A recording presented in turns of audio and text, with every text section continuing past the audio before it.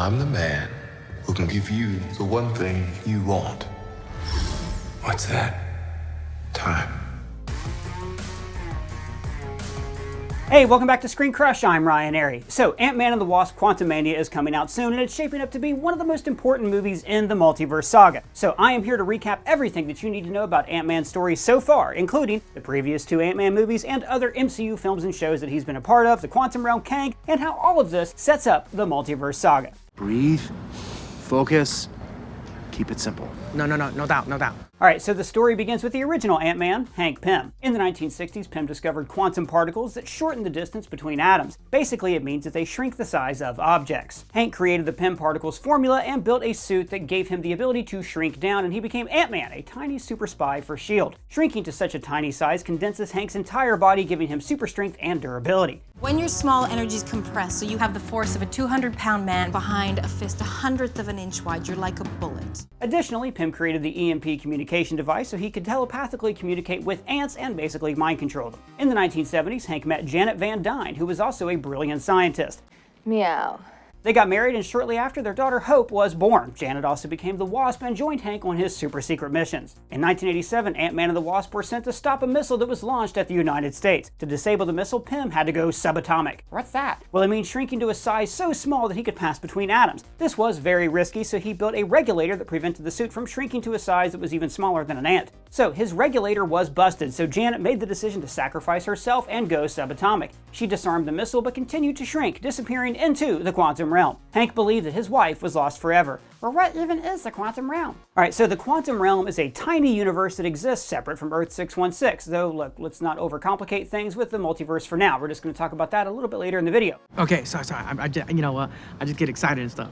There are only 3 ways to enter the quantum realm: going subatomic with Pym particles, using a quantum tunnel, and magic. Entering the quantum realm is far easier than leaving it. Without proper tech or magic, you could be trapped in the realm forever. There are actually multiple levels to the quantum realm. The more someone shrinks inside the realm, the deeper they go. And you know what? Just to save time, let's start calling the quantum realm the QR. Now there's more to say about the quantum realm, but for now, let's just keep it simple. Simple? I'm already confused. Don't worry, it'll all make sense soon. So Janet's disappearance caused a rift between Hank and Hope. He put all of his focus on bringing back his wife, which pushed his daughter away. In 1989, Pym discovered that S.H.I.E.L.D. was attempting to recreate his Pym particle formula. He quit and punched this guy right in his stupid Hydra face. Fast forward to 2015 and meet Scott Lang. Scott has an electrical engineering degree, but he used his skills to steal stuff. I'm a cat burglar. You mean you're a pussy?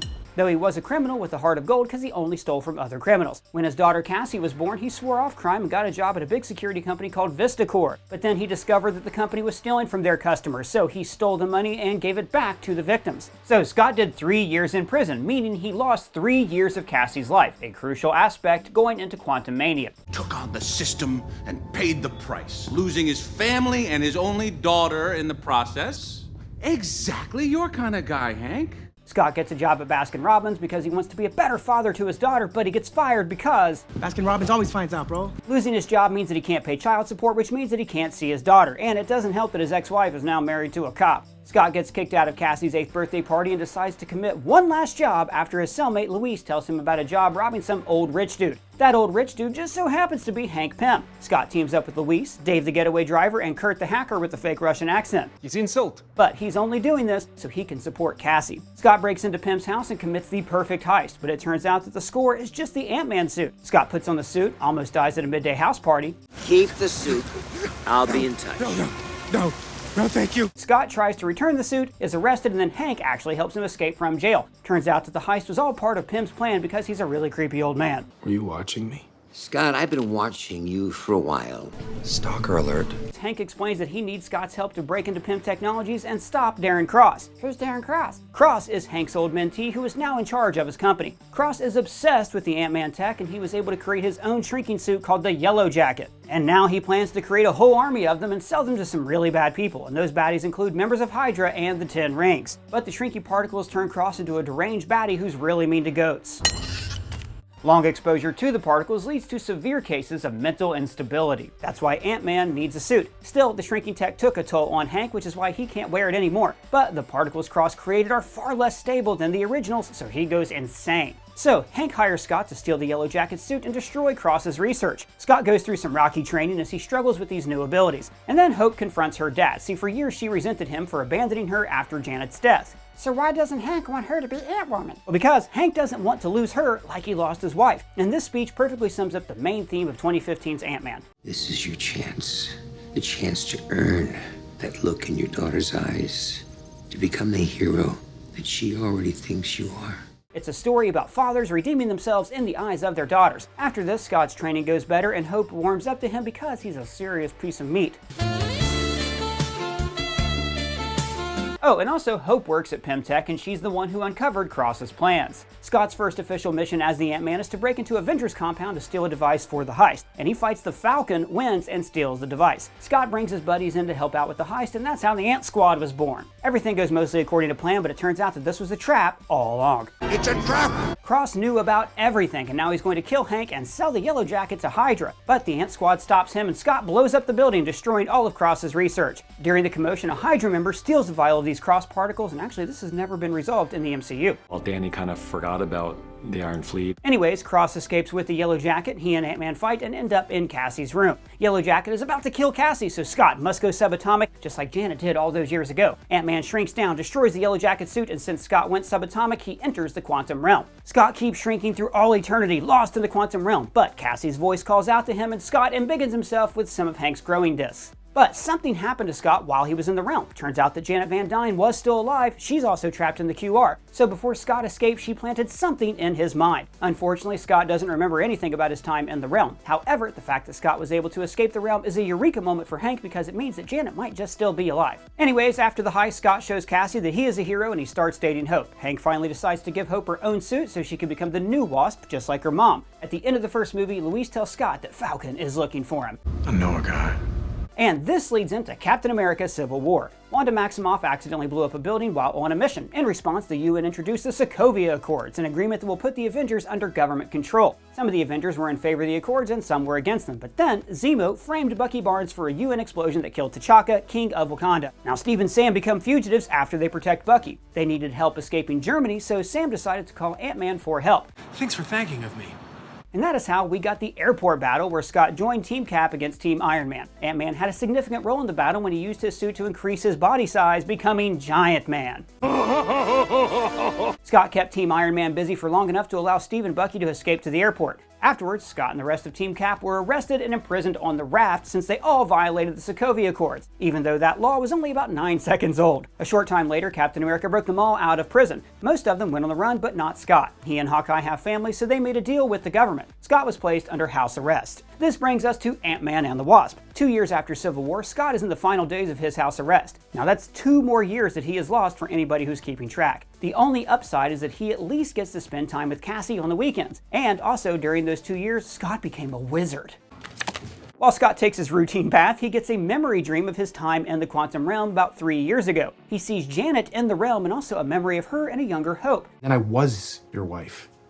I mean, not in a weird way. He calls Hope and Hank, but they are now both fugitives because Scott used the Ant-Man tech in Germany. So there's a lot of hard feelings, especially since Scott told everybody that he destroyed the Ant-Man suit. Oh, and also Hope broke up with Scott for basically snubbing her in Civil War. Always invite your girlfriend to superhero gatherings, even if it's just a big airport battle. Anyway, Hope takes Scott to Hank's new lab where they are working on a quantum tunnel. Do you guys just put the word quantum in front of everything? Now the lab is inside a portable building that can shrink to the size of a case. Scott's dream confirmed that Janet is in the quantum realm. Scott was only able to have the dream because Hank and Hope turned on the quantum tunnel. And it turns out that when Scott was in the QR, she also put a message in his brain, which caused quantum entanglement and implanted her location into Scott's mind. Though you may have entangled with her. Hank, I would never do that. I respect you too much. Quantum entanglement, Scott. Scott wants to help find Janet, but he's also breaking house arrest, and an FBI agent named Jimmy Woo is trying to catch him breaking parole. And this will send Scott back to prison, and he's going to lose more time with his daughter. Hank and Hope have been buying parts for the lab from a black market dealer called Sonny Birch. But on their last deal, Birch gets greedy and wants to capitalize on quantum tech. So Hope teaches him a lesson. But throughout the movie, Birch keeps coming after their tech. But The real villain here is Ghost. Her name is Ava Starr. She was exposed to a lot of quantum energy that made her body phase through solid objects and even people. So she's Casper? Wow, man, that's an old school reference right there. High five. Okay, so back in the 1970s, Hank Pym worked with two other scientists researching the quantum realm. Those scientists were Elias Starr, that's Ava's dad, and Bill Foster. Anyway, Hank discovered that Starr was trying to steal his tech, so he fired and discredited him. You're fired. Starr kept on trying to build his own quantum tunnel anyways. It explodes, killing him and mutating his daughter Ava. Her body changed on the molecular level from all that quantum energy. Every cell in her body is being torn apart and put back together over and over again. So she keeps phasing in and out. Bill Foster promises to help her with his connections at S.H.I.E.L.D. They build her a special suit to contain her powers, but S.H.I.E.L.D. turned her into an assassin. So Ava's condition is killing her. Foster builds a special quantum chamber to ease her pain, but it's not enough. The only way to cure her permanently is with energy from the quantum realm. When they discover that Hank is building a quantum tunnel to rescue Janet, they plan to absorb Janet's quantum energy and cure Ava. There's some hijinks. Ava steals the lab. Scott has to sneak into Cassie's school to retrieve his old Ant-Man suit. It's all good fun. The lab is the hot potato for the movie.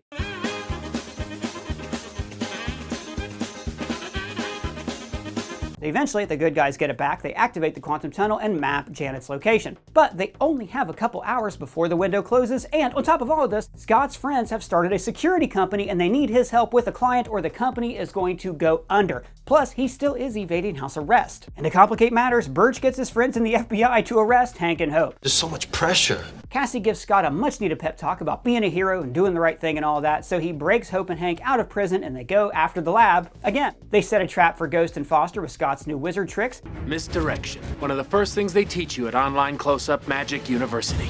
Ant-Man and the Wasp keep their lab hot potato game going with Ghost and Birch while Hank travels to the quantum realm to rescue his wife. Hank crash lands in a place Janet called the Wasteland beyond the quantum void. The QR makes Hank start to phase in and out like Ghost, but then Janet appears and helps him with her new quantum powers. Quantum power! After spending 30 years in the realm, she has the ability to fix quantum instability. Now these two things might be very important in the future. First, people who are exposed to quantum energy can receive quantum powers, and also that phasing effect might connect to the multiverse. When Ghost phases, she seems to be surrounded by echoes of her past and future. Those echoes might actually be a mirror to her alternate versions from other universes. Anyway, Ava steals the lab again and starts to drain quantum energy from Janet. Hope and Scott fight Ava in the lab, while Scott's friends take down Birch and his goons. Now, just as Hank and Janet exit the quantum realm, we see a tiny bubble city in the distance. This is our first look at Chronopolis, Kang the Conqueror's base of operation, a city that exists within the quantum realm. After they come out of the realm, Janet uses her quantum powers to help Ava. There's a very happy family reunion and everything works out in the end. Scott is released from house arrest and finally gets to be a real dad to Cassie, and he and Hope are dating again. Everything is great, and then...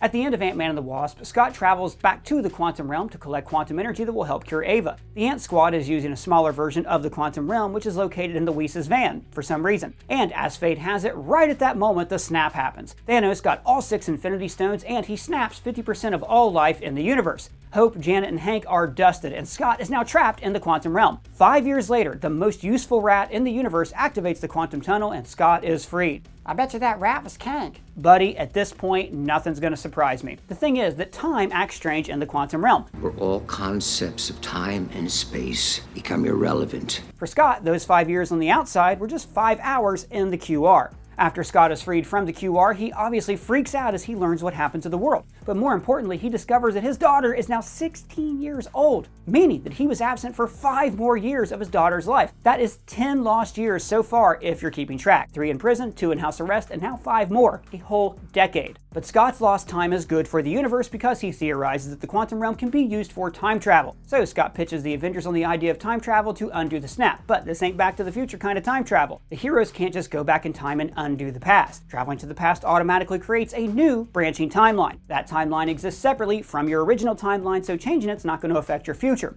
To simplify it, you can't change the past. You can only create new branching timelines with time travel. So Back to the Future is a bunch of bullshit.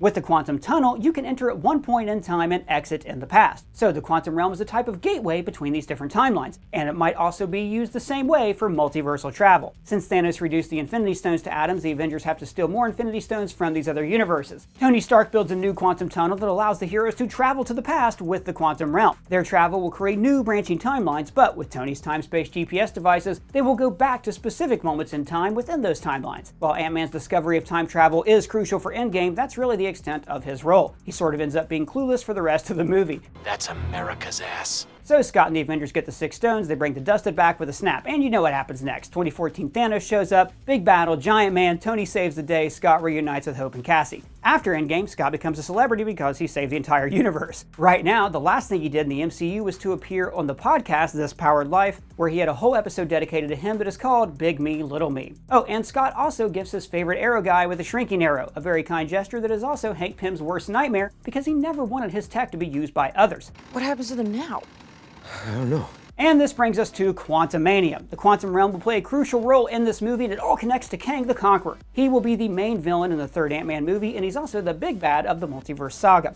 It can rewrite existence and shatter timelines. Alright, so things are about to really get overly complicated, so before we talk about Quantumania, we should address who is Kang and how the Quantum Realm connects to the multiverse. Why don't you explain this to me like I'm 5? So, in the 31st century, a scientist named Nathaniel Richards discovered the existence of the multiverse. Back then, the multiverse was filled with infinite parallel universes, all of them stacked on top of one another. Nathaniel began exploring the multiverse and met his variants, meaning alternate versions of himself from these other universes. These variants worked together to better their worlds, but other variants decided they wanted to conquer other universes. The most important bad variant is Kang. He's the variant that wanted to conquer the whole multiverse. This led to a multiversal war between all the Kang variants, a war that almost ended all of existence. Nathaniel found a big vape dog called Elias between the cracks of space and time. He harnessed and weaponized the vape dog to end the multiversal war. He wiped out all of his variants and their universes, a horrific genocide that is called pruning. Then he isolated Earth 616 and created a new universe that became the Sacred Timeline. This universe includes others, such as the Quantum Realm, the Dark Dimension, that Weird Hand Dimension, and a few others. But there are no other alternate timelines in the multiverse while the Sacred Timeline exists. I'm so confused. Nathaniel became He Who Remains, the ruler of the Sacred Timeline. The thing is that the Sacred Timeline was constantly threatening to branch off. This event is known as a Nexus event. If a branching timeline isn't pruned, it will become its own universe. And this could lead to more branches and eventually the return of Kang and the start of another multiversal war. To enforce this Sacred Timeline, He Who Remains created the Time Variance Authority, or TVA for short. The TVA's job is to prevent Nexus events and prune variants and branching timelines, meaning that all of the new timelines the Avengers created in the past heist were pruned. Pruned people are sent to the Void, a dimension where Elias devours them. The TVA's headquarters exists in a dimension that is outside space-time, a dimension that might actually be the Quantum Realm. You know, time passes differently here in the TVA. In fact, the TVA might actually be located inside Chronopolis itself. The structural design seems to be the same, but that hasn't been confirmed at this point. He Who Remains ruled the Sacred Timeline for eons in the Citadel at the end of time, but then came the catalyst that changed everything. Now, during the time heist in Endgame, a variant of Loki from the 2012 timeline escaped his predetermined path. He was arrested by the TVA, but instead of being pruned or brainwashed, he met another variant of himself called Sylvie, who hates the TVA. These two Loki variants made their way to the Citadel at the end of time, where they met He Who Remains. After he told them everything about the multiverse that I just told you, he gave them an ultimatum. The two of them either take over from him and continually enforce the Sacred Timeline, or Sylvie kills him, and this will branch the Sacred Timeline, creating countless new universes and eventually lead to the return of Kang and the start of another multiversal war. And ultimately, due to the nature of the multiverse, He Who Remains will be reborn and the whole thing is gonna start again. Reincarnation, baby. Sylvie chooses violence and stabs He Who Remains, causing the Sacred Timeline to branch. And this is how there can now be multiple versions of Spider-Man. Peter! Yeah? Loki is sent back to the TVA, where he discovers that Kang returned and took over. And this version of Kang is most likely the same one that's going to appear in Quantumania. And so that's the stakes for the Multiverse saga. Kang will start a multiversal war that will threaten all of the realities. And because Kang is in the Quantum Realm, it means that Ant-Man is going to be the key to the Multiverse saga. Why is that? Well, because the Avengers use the Quantum Realm to create branching timelines, so the QR is also a gateway to the multiverse. And we've previously theorized that Kang is a survivor of the multiversal war who's now trapped in the Quantum Realm. All of this means that Ant-Man and the Wasp: Quantumania is going to be a very important movie in the Multiverse saga. It will lead directly into Avengers: Kang Dynasty and Secret Wars. Wow. What's up, buddy? Just who would have thunk a guy who shrinks is going to be so important to the multiverse? That's right, because this proves that size doesn't matter. Good, because I am so small.